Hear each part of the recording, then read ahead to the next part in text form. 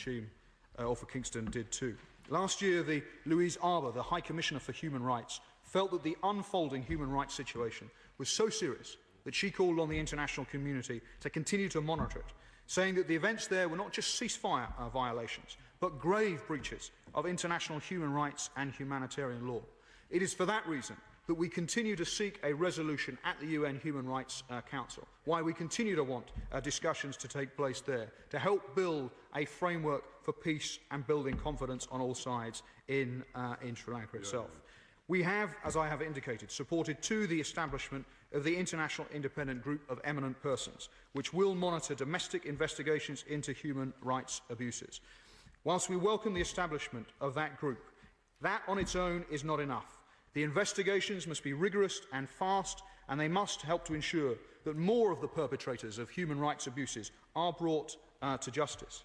Now, I'm sure the House too will agree that one of the most abhorrent of human rights abuses is the continued recruitment of children to fight. Both the LTTE and the Karuna faction have given undertakings that they will stop this practice, but the evidence, including from UNICEF, suggests that both organisations continue to force children to fight. Now, I have been asked a number of questions. The Honourable Gentleman for Cotswold asked whether the Sri Lankan monitoring mission can be strengthened.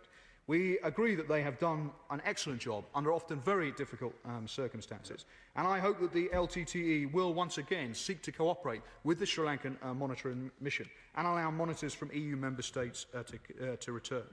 My honourable friend for Edmonton asked about debt relief and the UK's decision to pay thus far only half of the outstanding debt relief tranche for 2006. We do believe that sent a clear message to the Sri Lankan government about our concerns. The outstanding payment will only be made once consultations have concluded with the Sri Lankan government.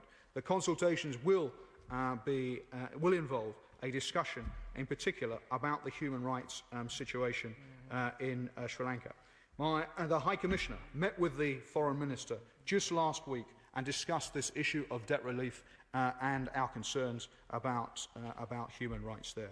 The High Commissioner urged the Sri Lankan government to respond and to address our concerns. Further debt relief payments cannot be made until this happens.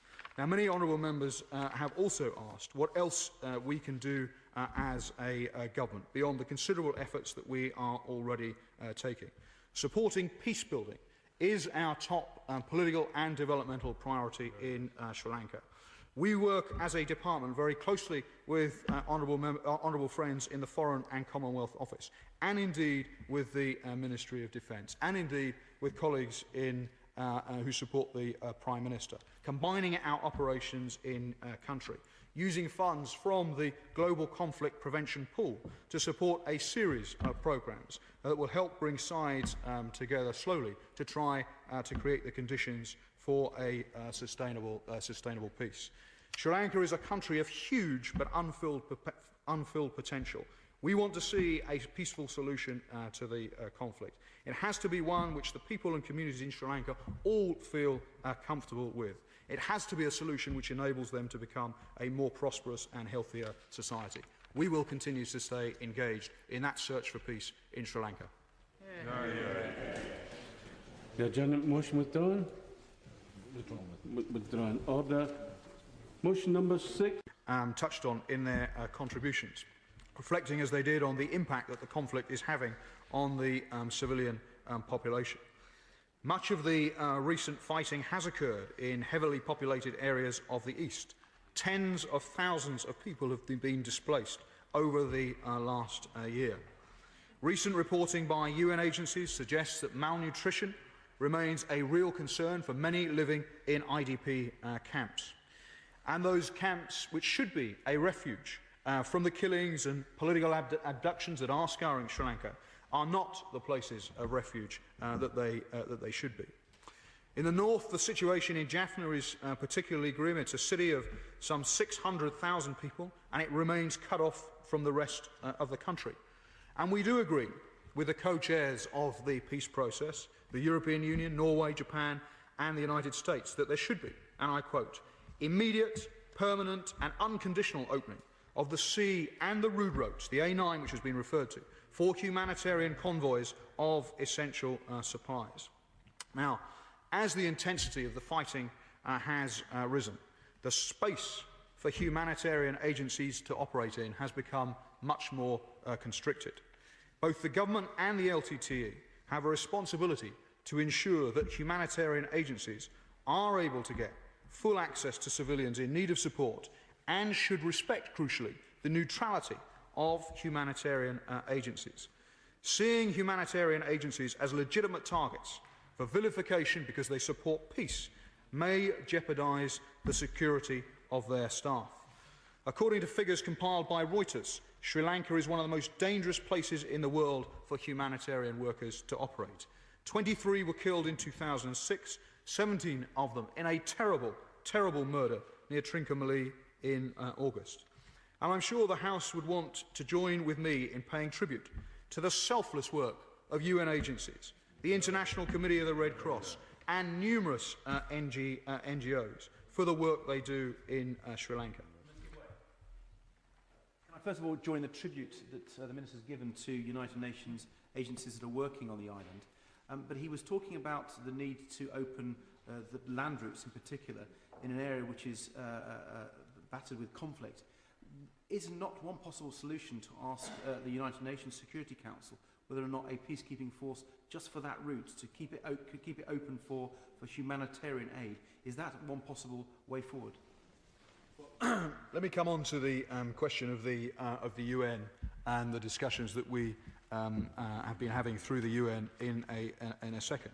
We have made clear that access is necessary. Access is necessary by road, and access is necessary by sea. And I take this opportunity today in this debate to urge again both the LTTE and the government to recognise that they have a responsibility to facilitate access for humanitarian and development agencies. That is a responsibility on the government. It is also a responsibility that the LTTE must recognise too. Now, I touched on what we have, as a government, been able to do to respond to the humanitarian needs that there are. In September last year, we contributed $1 million to the United Nations and the International Committee of the Red Cross, their response to the humanitarian crisis unfolding in Sri Lanka. An assessment mission has recently returned again from Sri Lanka, and we will be assessing the recommendations from their summary report in the next few weeks, with a view to considering what else we can do to help mitigate the impact. And much has been said in this debate about human rights. And in areas under LTTE control, as a number of honourable members have said, there is no tolerance of dissent or of freedom of expression. And the LTTE does need to develop its role as a credible partner for peace. It cannot continue to persecute Tamils just because they have opposing views.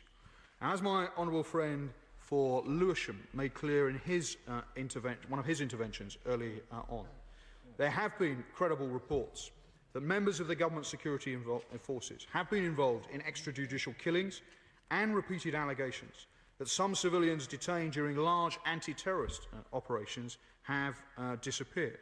Indeed, I know of concerns from my own constituency caseload as well.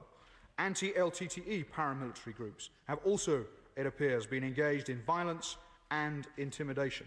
And despite promising to do so, the government has not succeeded in preventing these armed groups operating in government-controlled areas, and there are allegations of collusion by the security forces.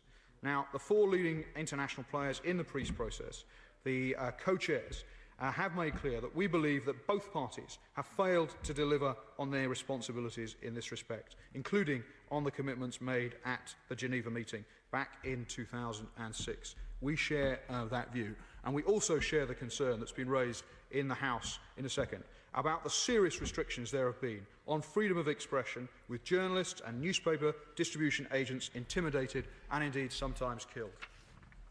Very grateful to the Minister for giving way. In my speech, I asked him a number of questions.